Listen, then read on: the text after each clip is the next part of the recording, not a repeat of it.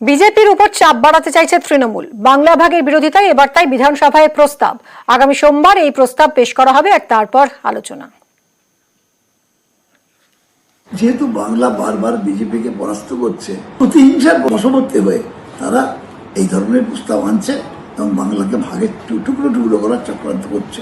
এই পশ্চিমবঙ্গ অবিভক্ত থাকবে, এই পশ্চিমবঙ্গে হিন্দুদের সুরক্ষিত এবং উত্তরবঙ্গের বঞ্চনা নিরসন, পাহাড় সুন্দরবন জঙ্গলমহলে উপযুক্ত কর্মসংস্থান এবং উন্নয়ন, এটাই আমাদের লক্ষ্য।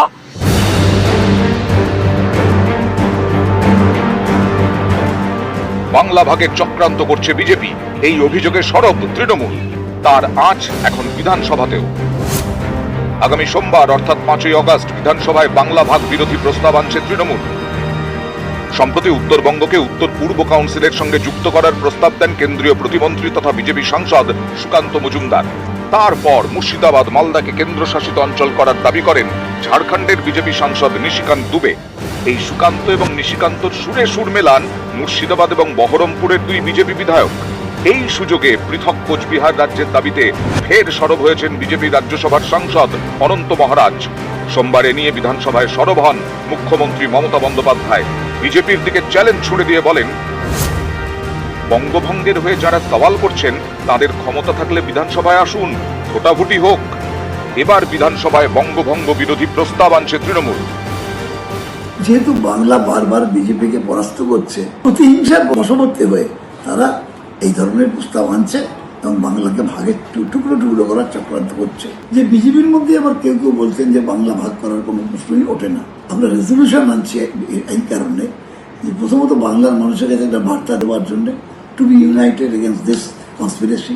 আর দ্বিতীয়ত বিজেপির যারা বলছেন আমরা এই ভাগ চাই না, তারা ফ্লোরে আসুন এবং বলুন তাদের বক্তব্যটা।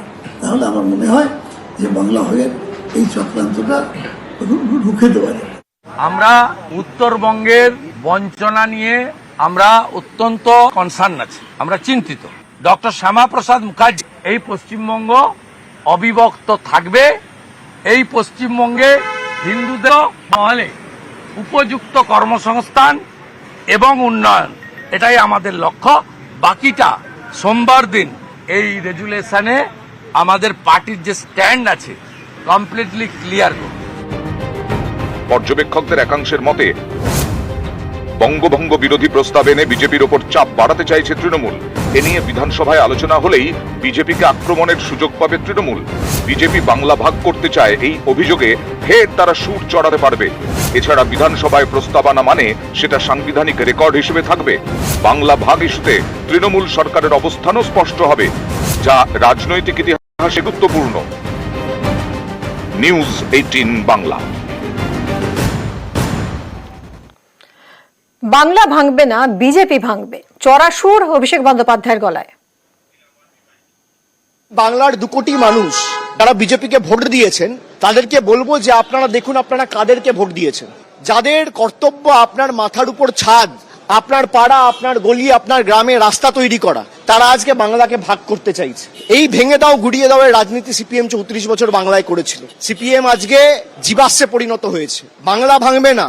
প্রধানমন্ত্রীর অহম্বোধ, দম্ভ, অহংকার, ঔদ্ধত্য ভেঙেছে, আগামী দিন ভাঙবে, আরো ভাঙবে। যদি ভাঙে বিজেপি ভাঙবে।